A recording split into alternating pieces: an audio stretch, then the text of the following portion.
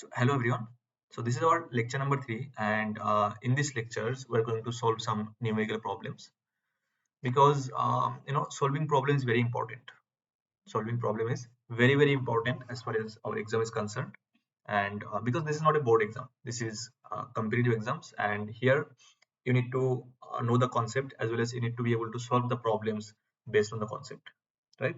So yeah, learning concept is also important, but the thing is that in these exams you will not get the questions of you will not get the theoretical questions, you will get numerical questions only. And for that you need to learn the concept first, and then you need to learn how to apply the concept in these questions, right? And one more thing, I believe that the more questions you solve, the more clarity you will have about the topic, right? So yeah, so let's get started.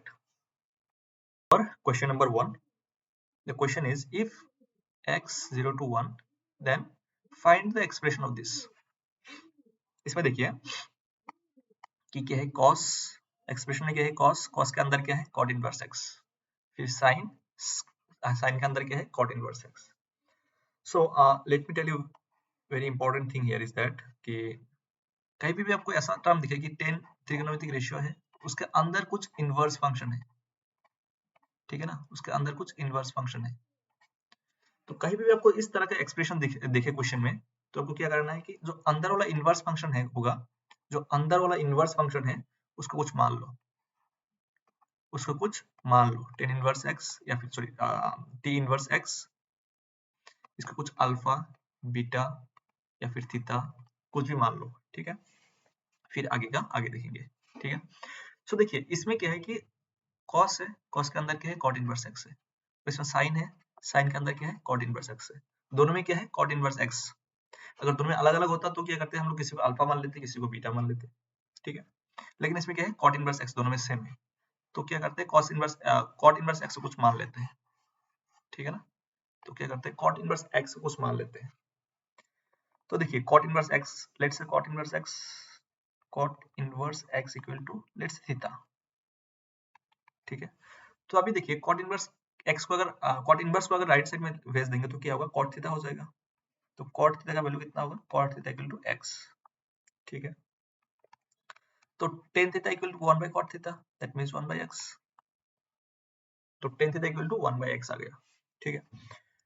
अभी देखिए ten theta का definition क्या है.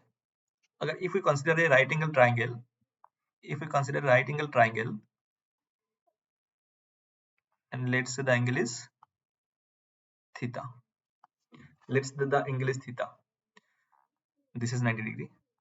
So tan theta का definition क्या है, tan theta का definition है perpendicular by base, perpendicular by base, right?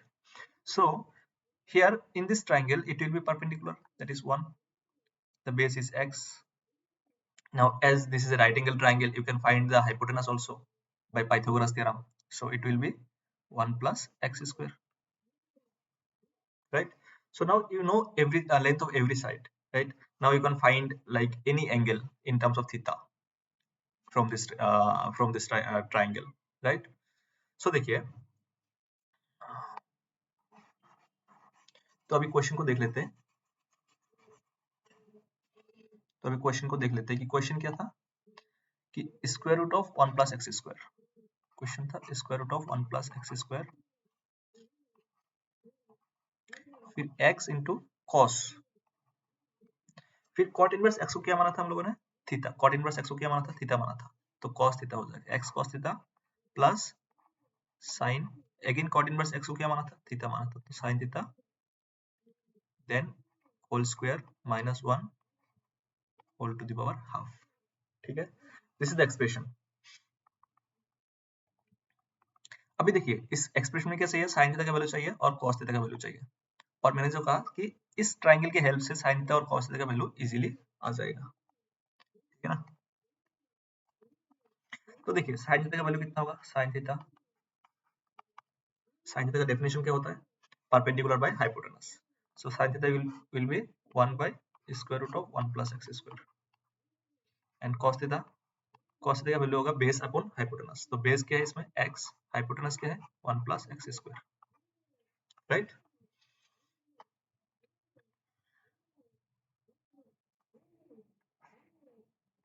Okay, तो देखिए इसमें कि 1 प्लस एक्स स्क्वायर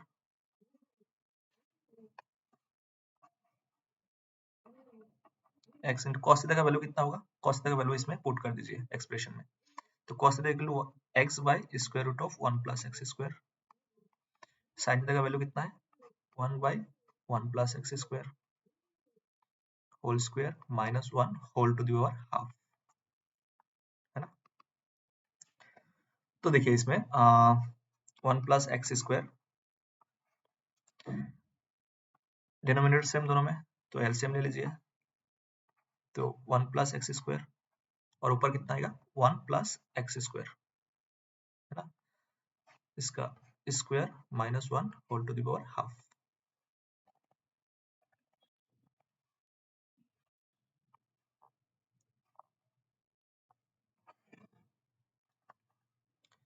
तो इसको यहाँ पे लिख लेते हैं।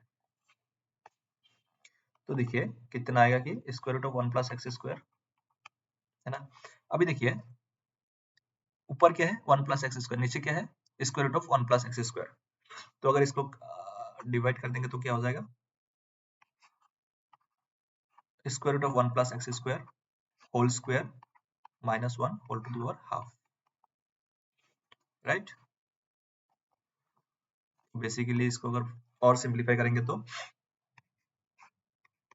1 प्लस एक्स स्क्वायर बेसिकली हो जाएगा 1 plus x square minus 1, 1 plus x square minus 1 whole to the power half. So 1 cancelled and x square to the power half is x. X square to the power half is, it will be x. So x into 1 plus x square. X into 1 plus x square is the answer. So the answer is C. So the answer is C for this question. Right? Uh, um,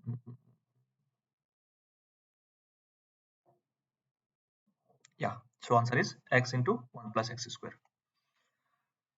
So the next. So so this is our second questions, and the question is a possible value of 10 of 1 by 4 sine inverse square root of 63 by 8, right? Now देखिए इसमें भी क्या है बाहर त्रिकोणमितिक ratio है और अंदर क्या है इनवर्स फंक्शन है। तो मेरा डायलॉग क्या था, मेरा डायलॉग था कि अंदर वाले इनवर्स फंक्शन को कुछ मान लो, अंदर वाला इनवर्स फंक्शन को कुछ मान लो, और इसमें अंदर वाला इनवर्स फंक्शन क्या है साइन इनवर्स रूट 63 बाई 8, इसका कुछ मान लो, क्या मानते हैं लेट्स से थीटा। तो इससे साइन थीटा का वैल्यू कितना आएगा, sine theta will be root 63 by 8, है ना। Now if we draw a right angle triangle, if we draw a right angle triangle, let's say this is theta. So definition of sin theta क्या है, sin theta का definition क्या है कि perpendicular by hypotenuse, तो perpendicular क्या होगा root 63 हो जाएगा और hypotenuse क्या है 8 हो जाएगा। ओके, सो perpendicular क्या है 63 है और hypotenuse कितना है 8 है। तो by Pythagoras theorem this length will be 64 minus 63 1, right? Now from this triangle you can find every value in terms of theta, like sin theta, cos theta, tan theta. Okay, now let's see our question. The question was saying 10 1 by 4 in sin inverse this term we हम लोग ने क्या माना था इसको theta, so 10 theta by 4, basically 10 theta by 4 का value निकालना है, ठीक है। But we know the value in terms of theta from this triangle. तो अब आपको एक फॉर्मूला याद होगा कि कि tan theta equal to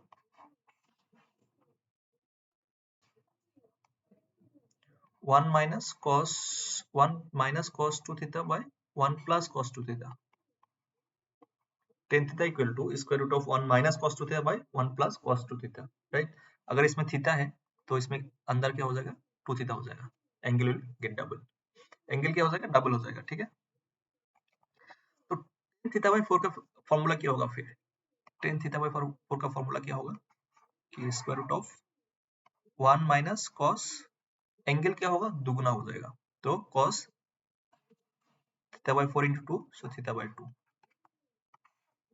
then 1 plus cos theta by 2. Now देखिए, we know that cos theta equal to from this triangle, cos theta कितना हो जाएगा, बेस अपॉन हाइपोटेनस, तो बेस कितना है 1, हाइपोटेनस कितना है 8, है ना?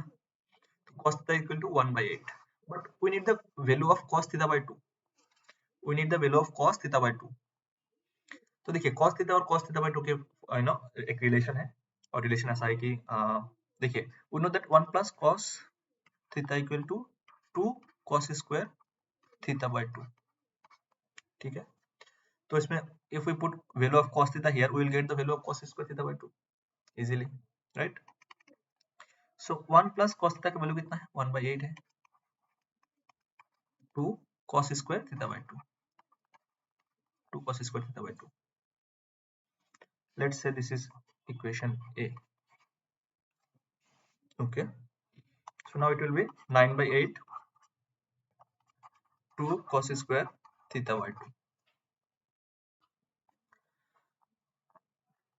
So cos square theta by 2 will be 9 by 16, and cos theta by 2 will be 3 by 4. Now put the value of cos theta by 2 in equation 1, you will get the value of tan theta by 4. So tan theta by 4 equal to 1 minus cos theta by 2 by 1 plus cos theta by 2, and it will be 1 minus 3 by 4 by 1 plus 3 by 4. So it will be 1 by square root of 7. 1 by square root of 7. Yeah, the answer is B. The answer is B here. 1 by square root of 7. Is it clear? So we got the value of tan theta by 4 is 1 by square root of 7. That is our answer. चलिए next question देख लेते हैं. So the next question is, if alpha is 3 sin inverse 6 by 11 and beta is 3 cos inverse 4 by 9, where the inverse trigonometric functions take only the principal values, then the correct options are, ठीक है? So this is a multi-correct questions actually. So देखते हैं कि क्या इसमें भी ऐसा करेंगे कि sin inverse 6 by 11 को कुछ मान लेंगे, कैसा करना है इसमें? देखिए इसमें क्या, इस फॉर्म में है क्या question, trigonometric ratio T inverse. देखिए इनवर्स फंक्शन तो है लेकिन बाहर ट्रिगोनोमेट्रिक रेशियो नहीं है, तो इसको जो पहले तो दो क्वेश्चन सोल्व किया हमने उस फॉर्म में नहीं करेंगे, ठीक है? एक अलग प्रोफाइल का क्वेश्चन है, एक अलग प्रोफाइल का क्वेश्चन है, ठीक है? तो देखिए क्या है कि 6 by 11, तो can we say that 6 by 11 is greater than 6 by 12? Yes, 6 by 11 is greater than 6 by 12, क्योंकि न्यूमरेटर सेम है और डिनोमिनेटर जिससे छोटा होगा उसका वैल्यू बड़ा हो जाएगा, ठीक है? तो you will know that why I am doing this, right? So देखिए इसमें देखिए sin inverse x कैसा फंक्शन है, इंक्रीजिंग या डिक्रीजिंग? इंक्रीजिंग फंक्शन है. जैसे आपको मैंने बताया था कि अगर x1 is greater than x2, then sin inverse x1 will still greater than sin inverse x2, क्योंकि sin inverse x is increasing function, right? So now if I add both side sin inverse, the inequality remains same. Sin inverse 6 by 11 by sin inverse 6 by 12.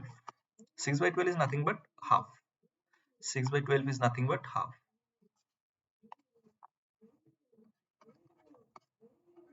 right? So sin inverse 6 by 11 is greater than sin inverse half. Sin inverse 6 by 11 is greater than, what is the value of sin inverse half? It is I think pi by 6. Sorry, pi by 3. Value of sin inverse half is pi by 3. Now same question 3 is there, so let's multiply 3 both side. 3, 3. So here 3 get cancelled. So now this is alpha, this is our alpha. See, 3 sin inverse 6 by 11 is alpha. So alpha is greater than pi. Alpha is greater than pi. Now if we check options, this is in terms of beta, beta in terms of beta. So the D option is in terms of alpha. So if alpha is greater than pi, that means it will be in the third quadrant. It will be in the third quadrant, right?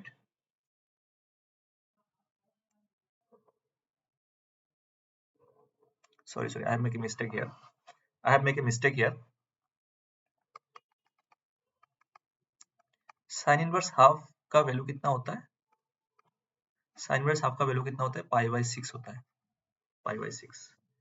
Now if I multiply 3 here in both side, 3, so it will be pi by 2. So here alpha is greater than pi by 2. Alpha is greater than pi by 2.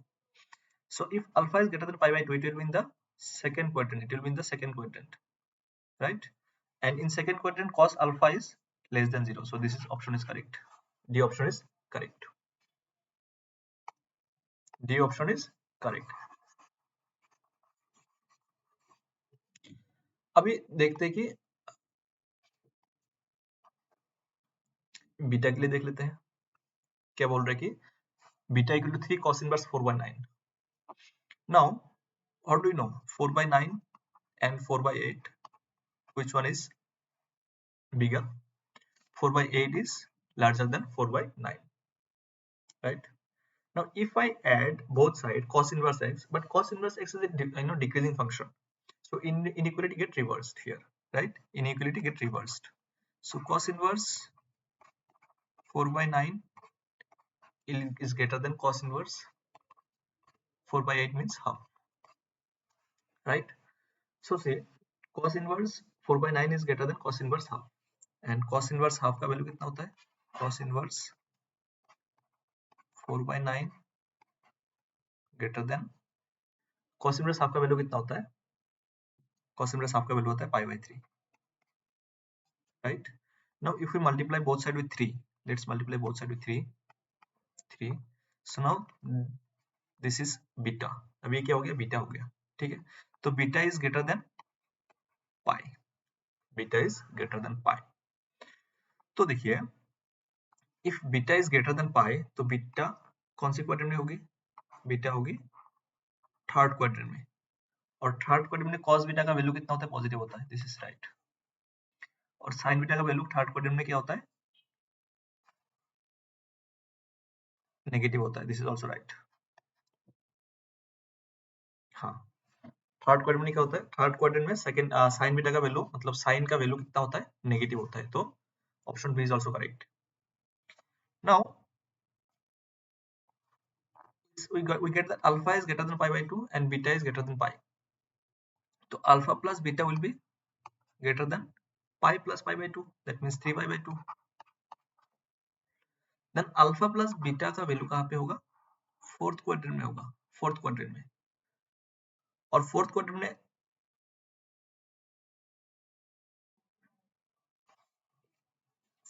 में क्या होता है? cos का value कितना होता है? Positive नहीं होता है. This is wrong. Fourth quadrant पे cos का वैल्यू कितना होता है? नेगेटिव होता है. So option D is wrong. ठीक है, option D is wrong. cos beta third quadrant में पॉजिटिव है, कोई इशू नहीं है. फर्स्ट क्वाड्रेंट में, सेकंड क्वाड्रेंट में साइन, हाँ ये भी सही है. Sign beta in third quadrant is negative, so this is also right. And fourth quadrant पे cos alpha plus beta will be in fourth quadrant, and fourth quadrant पे cos alpha क्या है? नेगेटिव है. तो option C will be wrong. ठीक है. So the next question is, देखिए ये भी सिमिलर टाइप का क्वेश्चन है, जिसमें क्या बोल रहा है कि इसमें देखिए अंदर बोला है इनवर्स फंक्शन, फिर साइन है, ठीक है? तो डायलॉग क्या था मेरा कि cot inverse 1 minus x by x को कुछ मान लो, थीटा मान लो, ठीक है? थीटा मान लो. तो cot थीटा का वैल्यू कितना होगा? cot theta will be 1 minus x by x. Then tan theta का वैल्यू कितना होगा, tan theta we can write square root of x by square root of 1 minus x। Square root को हम लोगों ने क्या किया, अलग अलग ले लिया, ठीक है। तो टेन थीटा का वैल्यू कितना होगा, square root of x by square root of 1 minus x।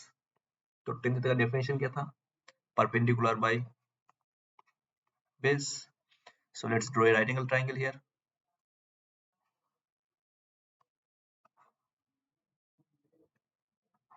If it is theta, then this is root x, this is root 1 minus x. So from the Pythagoras theorem, it will be 1. सही है। तो देखिए question में क्या बोल रहा है कि cos जो fx होगा, fx क्या है, cos 2 tan inverse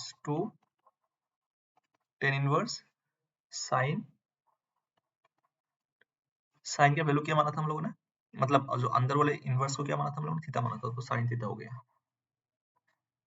Now value of sin theta can be calculated from this triangle easily. So sin theta का वैल्यू कितना होगा, sin theta will be perpendicular upon hypotenuse, so it will be root x by 1. So sin theta equal to root x, so it will be like cos 2 tan inverse root x, cos 2 tan inverse root x, right? Now again it has,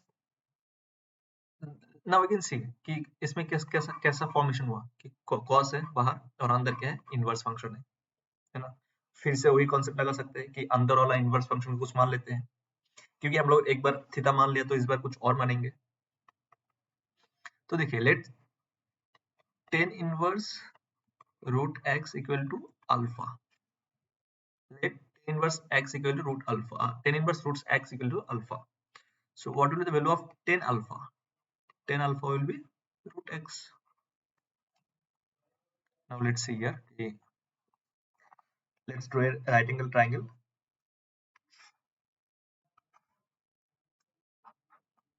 Let's, this is alpha.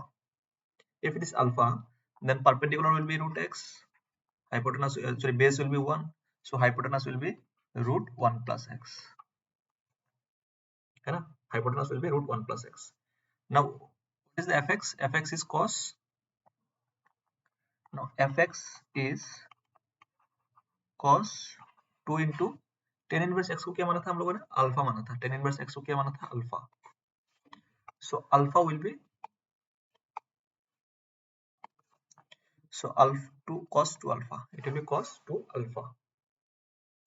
But we don't know the formula in terms of we don't know the value in terms of alpha, in terms of we know the value in terms of alpha but we don't know the value in terms of 2 alpha.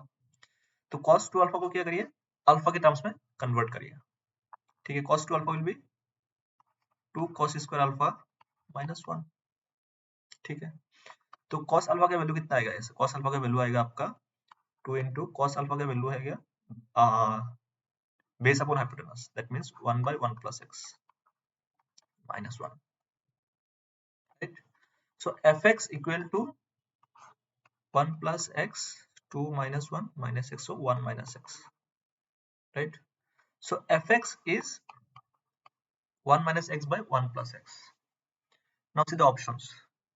Okay, option में क्या बोल रहा है कि answer f dash x के form में लिखना है। Let's differentiate it. Let's differentiate it. F dash x will be 1 plus x whole square UIV formula. So 1 plus x into minus 1 minus 1 minus x into 1. So it will be minus 1 minus x minus 1 plus x by 1 plus x whole square.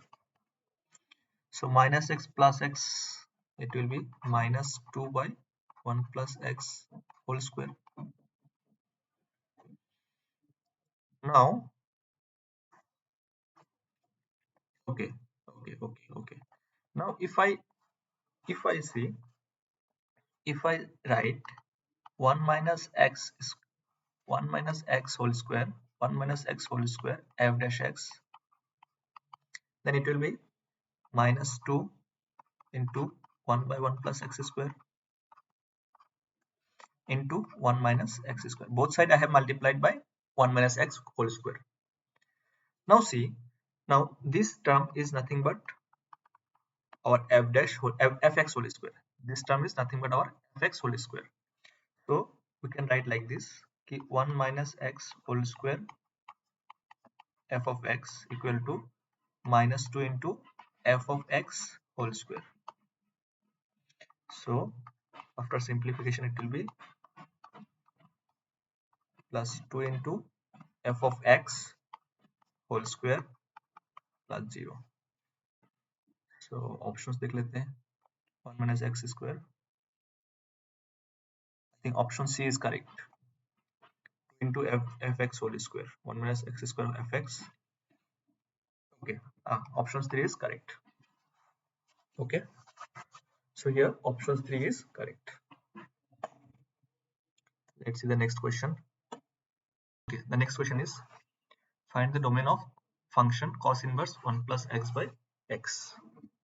ठीक है, जैसे मैंने second lecture में बताया कि हर एक function का domain क्या होता है, हर एक इनवर्स फंक्शन का डोमेन क्या होता है.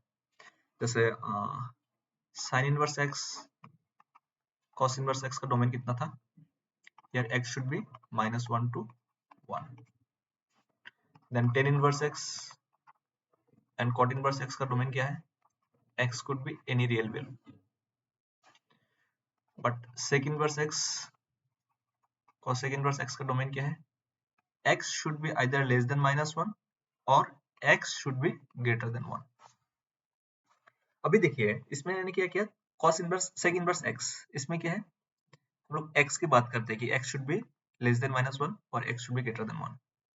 अभी इसको x को रिप्लेस करेंगे कि दूसरा कोई x को रिप्लेस करके कोई दूसरा एक्सप्रेशन दे देंगे, तो इसमें भी डोमेन निकालने के लिए भी कि x को रिप्लेस करेंगे उसी एक्सप्रेशन से. क्वेश्चन के हेल्प से समझ लेते हैं कि ओके को पता होगा ये सब चीजें, ठीक है ना. तो देखिए बोल रहा है कि domain of cos inverse x. तो अगर एक x होता, अगर ये एक्सप्रेशन x होता तो क्या लिखते हैं हम लोग, x should be less then -1 और x should be greater then 1. लेकिन इसमें x है नहीं, इसमें x नहीं है, x की जगह पे क्या है 1 प्लस एक्स बाई एक्स. तो डोमेन निकालने के लिए क्या करिए, बस x को रिप्लेस करिए जो गिवन एक्सप्रेशन है, ठीक है. तो क्या हो जाएगा 1 plus x by x should be less then -1 और 1 plus x by x should be greater then 1, ठीक है. अभी इन दोनों को सोल्व करके क्या लेंगे, उसका यूनियन लेंगे, इंटरसेक्शन नहीं लेंगे क्योंकि इसमें और आ रहा है, तो उसका क्या लेंगे, यूनियन लेंगे, ठीक है. तो चलिए सोल्व कर लेते हैं इसको. 1 plus x by x plus 1 less than equal to 0. Then I think it will be 1 plus 2x by x less than is equal to 0. अभी इसको अगर वेवी कर्व मेथड से देखें तो क्या होगा, एक तो होगा x इक्वल टू ऊपर से कितना आएगा, x का वैल्यू माइनस हाफ आएगा और डिनोमिनेटर से कितना आएगा, x इक्वल टू 0 आएगा, ठीक है. Positive negative positive, right. So here the solution will be minus half to 0, लेकिन 0 क्या इसमें 0 इंक्लूड करेंगे, क्या इसमें 0 इंक्लूड करेंगे, ये वाला सॉल्यूशन होगा, ठीक है. इसमें 0 इंक्लूड नहीं कर सकते क्योंकि x कहाँ है, डिनोमिनेटर में, और डिनोमिनेटर अगर 0 होगा तो फंक्शन डिफाइन नहीं होगा, ठीक है. तो 0 ओपन ब्रैकेट, 0 क्या होगा, ओपन ब्रैकेट होगा, ठीक है. फिर इसको अगर सोल्व करेंगे तो 1 plus x by x minus 1 is greater than 0. So it will be 1 by x is greater than equal to 0. तो इसको भी अगर वेवी कर्व मेथड से देखेंगे तो कैसा होगा कि 0 इसमें होगा पॉजिटिव, इसमें होगा नेगेटिव. तो कौन सी पार्ट लेना है, ग्रेटर देन सिंबल है तो साइन है तो इसको लेना है, ठीक है. तो ऐसे क्या इसमें 0 ले सकते हैं, नहीं ले सकते क्योंकि 0 डिनोमिनेटर में. तो इसका सॉल्यूशन कितना आएगा, इसके लिए सॉल्यूशन आएगा हाफ टू इंफिनिटी, ठीक है. देखिए इन दोनों का इंटरसेक्शन क्या होगा, इन दोनों का यूनियन क्या होगा, इन दोनों का यूनियन क्या होगा, इन दोनों का यूनियन ऐसे लिख सकते हैं कि माइनस हाफ टू इंफिनिटी, लेकिन जीरो एक्सक्लूडेड। माइनस हाफ से लेकर इंफिनिटी तक रहेगा, लेकिन बस एक ही टर्म नहीं रहेगा, एक ही वैल्यू नहीं रहेगा, वो क्या है, zero. So the answer is here, answer is 4, answer is 4, right. तो अगला क्वेश्चन देख लेते हैं। देखिए इसमें क्या बोल रहा है question, considering only the principal values of the inverse trigonometric function, the domain of the function f x, cos inverse है उसके अंदर कुछ है, तो कॉस इनवर्स के लिए क्या क्या था, डोमेन क्या था, कॉस इनवर्स एक्स के लिए डोमेन क्या था, कॉस इनवर्स एक्स के लिए डोमेन था कि एक्स शुड बी -1 से 1, x should be lie between -1 to 1, but here x is replaced by this expression. So for finding domain, we will here in this expression just replace x with this expression and solve it, and whatever value the answer you will get for x, that will be your domain, right? So देखिए क्या बोल सकते हैं कि इसमें कि this, let's say this is x, so x should be x square minus 4x plus 2 by x square plus 3 should be greater than -1 and should be less than 1. अभी क्या कर सकते हैं कि इन दोनों को एक बार अलग से सोल्व कर सकते हैं, और इसको एक अलग से सोल्व करके दोनों का इंटरसेक्शन ले सकते हैं, ठीक है ना, this is a one method. लेकिन इसको और एक तरीके से बोल सकते हैं, जैसे देखिए -1 x 1, क्या इसको हम लोग ऐसे लिख सकते हैं कि मॉड x लेस देन 1, क्या इसको लिख सकते हैं, हाँ बिल्कुल लिख सकते हैं, बिल्कुल लिख सकते हैं ऐसे। तो इस एक्सप्रेशन को भी हम लोग क्या करेंगे, इसी फॉर्म में लिखेंगे, ठीक है। तो क्या हो जाएगा एक्सप्रेशन, तो एक्सप्रेशन कुछ ऐसा हो जाएगा कि x square minus 4x plus 2 by x square plus 3 less than equal to 1। अभी मॉड को क्या कर सकते हैं हम लोग, ऊपर और नीचे अलग अलग लिख सकते हैं, ठीक है। दिस इज द क्या होता है, मॉड का प्रॉपर्टी भी होता है, ठीक है। तो मॉड को हम लोग अलग अलग ऊपर और नीचे ले जा सकते हैं इसको ऐसे, ठीक है, x square plus 3 less than equal to 1, ठीक है। तो देखिए जब ये मॉड के अंदर आ गया एक्स स्क्वायर प्लस 3, जब ये मॉड के अंदर आ गया, मतलब ये क्या है, एक पॉजिटिव क्वांटिटी है। तो अगर एक पॉजिटिव क्वांटिटी है तो इसको क्या कर सकते हैं हम, लेफ्ट साइड से राइट साइड में ले जा सकते हैं, उसमें कोई दिक्कत नहीं है। लेकिन हाँ, अगर एक पॉजिटिव क्वांटिटी नहीं होता, क्योंकि अगर आपको पता नहीं कि पॉजिटिव है नेगेटिव है, तो आपको आप ऐसे नहीं कर सकते, ठीक है। अभी तो हमको पता है कि एक पॉजिटिव क्वांटिटी है, तो इसको क्या कर सकते हैं, लेफ्ट से राइट साइड में ले जा सकते हैं, ठीक है, उसमें कोई दिक्कत नहीं है। X square minus 4x plus 2 less than equal to x square plus 3, ठीक है। Let's square both side, squaring both side, squaring both side, तो क्या हो जाएगा, x square minus 4x plus 2 whole square x square plus 3 whole square, okay. तो इसको ऐसे भी लिख सकते हैं कि x square minus 4x plus 2 whole square minus x square plus 3 whole square less than equal to 0। देखिए इसको ऐसे भी लिख सकते हैं कि a minus b a plus b, ए square minus b square, so we can write here like this, a minus b a plus b. तो अगर माइनस करेंगे तो क्या हो जाएगा, x square minus x square क्या हो जाएगा, कैंसिल हो जाएगा। और देखिए लिख लेता हूँ, x square minus 4x plus 2 minus x square minus 3, है ना, a minus b then a plus b, x square minus 4x plus 2 plus x square plus 3 should be less than equal to 0, ठीक है। तो क्या आ जाएगा इसमें, x square cancelled, then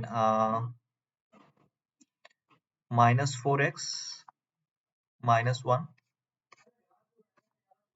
then here it will be 2x square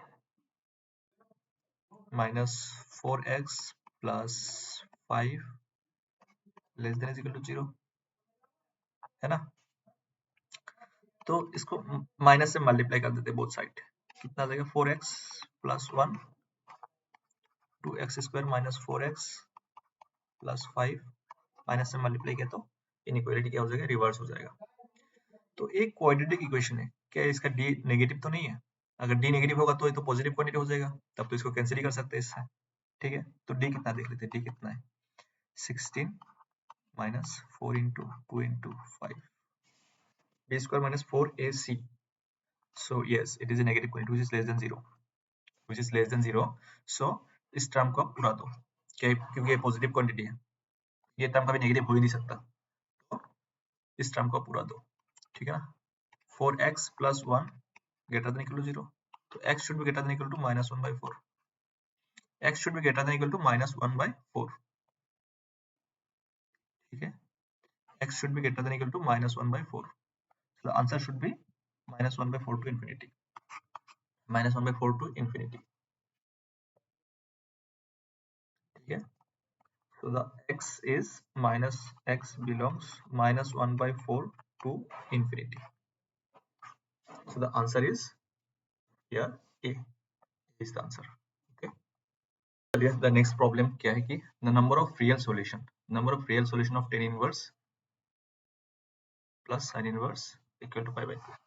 ठीक है, तो बेसिकली इसमें डोमेन की बात करना है कि डोमेन क्या होगा इस फंक्शन का। पहले तो डोमेन देख लेते हैं कि डोमेन क्या होगा। ठीक है ना, तो देखिए अगर मैं टेन इनवर्स की बात करूं, अगर इसको अगर x मान लूं मैं, तो ये तो टेन इनवर्स x हो गया, और x could be any real value.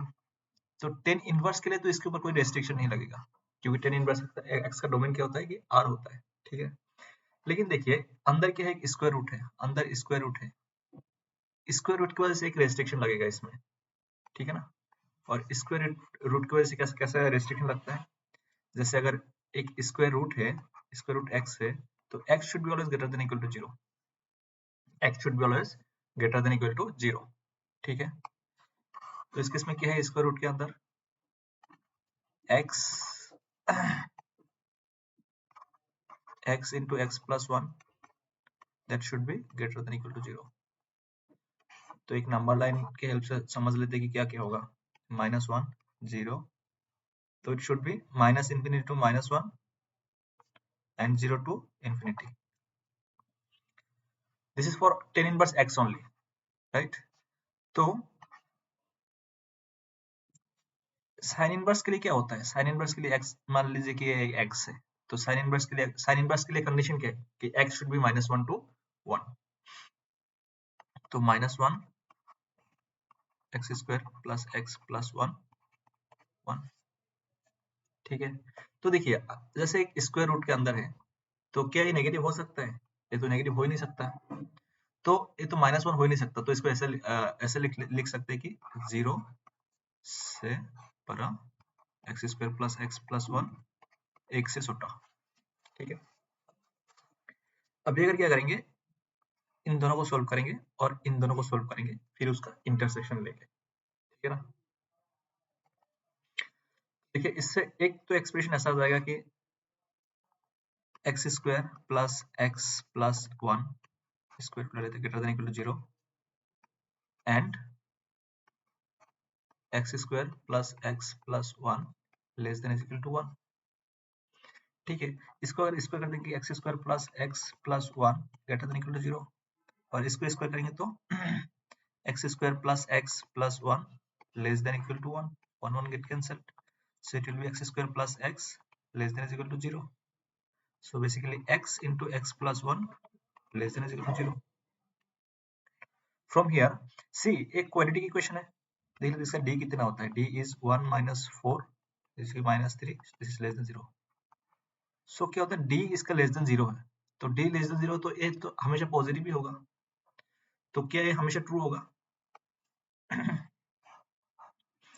क्या है कि इसका d हम क्या होता है, d क्या है इसका, d लेस देन 0 है इस एक्सप्रेशन का, तो d लेस देन 0 उसका मतलब क्या कि जो एक्सप्रेशन होगा, जो एक्सप्रेशन है उसका वैल्यू हमेशा पॉजिटिव ही होगा, तो इसका सॉल्यूशन क्या है, x बिलोंग्स टू r, और इसका सॉल्यूशन क्या होगा कि -1 to 0, तो -1 to 0 हो जाएगा, फिर -1 to 0, और इसमें x बिलोंग्स टू r, दोनों का इंटरसेक्शन क्या होगा, -1 to 0 होगा।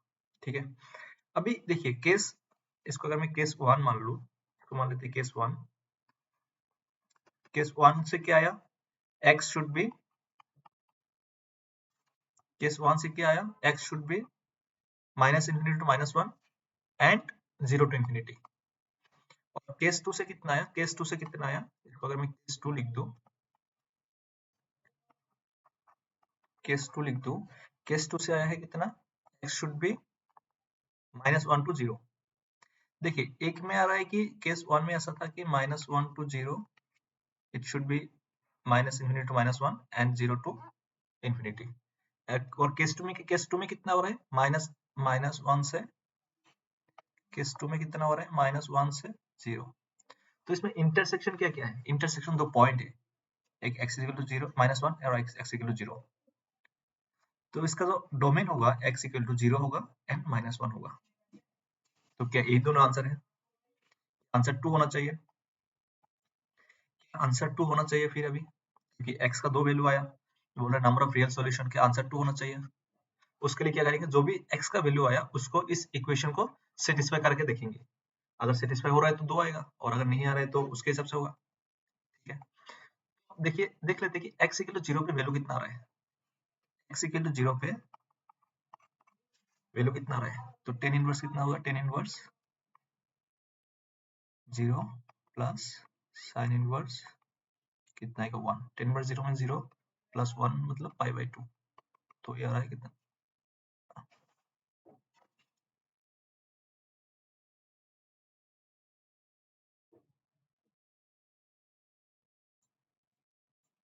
हाँ तो ये कितना आएगा, पाई बाई 2 आएगा। ठीक है, तो हाँ 0 तो सेटिस्फाई कर रहा है, 0 सेटिस्फाई कर रहा है। और x इक्वल टू कितना आया था, माइनस 1 आया था, माइनस 1 का देखेंगे तो tan inverse 0 plus sine inverse कितना आएगा, माइनस 1 होगा तो माइनस माइनस प्लस, तो साइन इनवर्स 1, तो yes, so the answer is, तो x इक्वल टू 0 पे भी सेटिस्फाई हो रहा है, x इक्वल टू माइनस 1 पे भी सेटिस्फाई हो रहा है, तो आंसर कितना हो जाएगा, आंसर हो जाएगा 2। x इक्वल टू 2, x का 2 वैल्यू आएगा आंसर, x का 2 वैल्यू आएगा तो आंसर इज 2। ठीक है, सो आंसर क्या हो जाएगा, 2 हो जाएगा।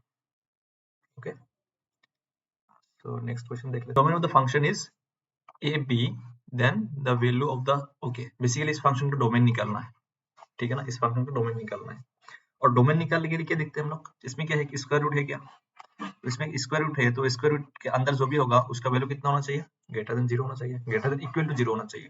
ठीक है ना, तो पहला कंडीशन क्या होगा कि 3 cos inverse 4x minus 5 should be greater than equal to 0।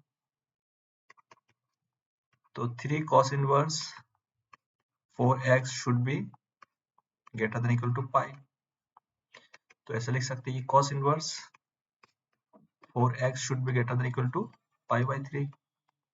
अभी देखिए अभी मैं cos को क्या मैं राइट साइड ले जा सकता हूँ सिंपली।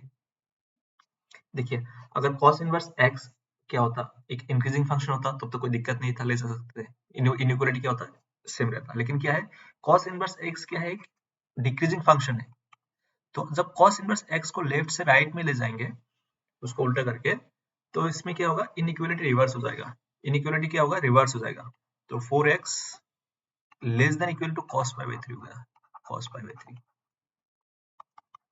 तो 4x less than equal to cos pi by 3 का वैल्यू कितना होता है, हाफ होता है, तो x should be less than is equal to 1 by 8, x should be less than is equal to 1 by 8। क्या यही सफिशिएंट कंडीशन था। देखिए इसमें और एक टर्म है कि cos inverse x, cos inverse x के लिए डोमेन क्या होता है, x माइनस 1 से 1 तक होना चाहिए, तो लेकिन इसमें x नहीं है 4x है, तो 4x should be minus 1 to 1। ठीक है, तो इसमें x कितना होना चाहिए, फिर x should be minus 1 by 4 to 1 by 4। देखिए जो एक सॉल्यूशन था x should be less than equal to 8 1 by 8, और दूसरा क्या है माइनस 1 से माइनस 1 बाई 4 से 1 बाई 4 तक। ठीक है ना, तो एक नंबर लाइन की हेल्प से समझ लेते हैं कि क्या होना चाहिए।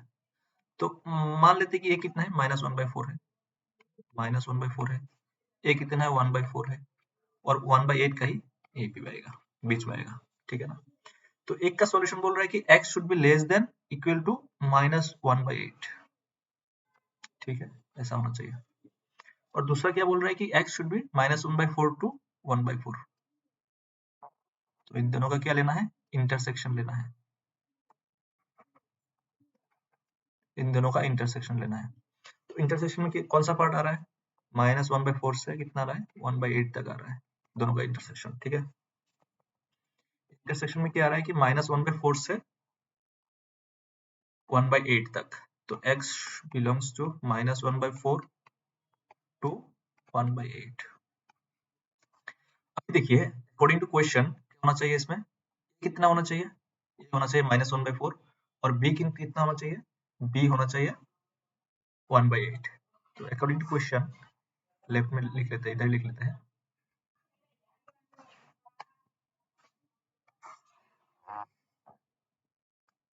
देखिए a कितना होना चाहिए, एक -1/4, और b कितना है 1/8।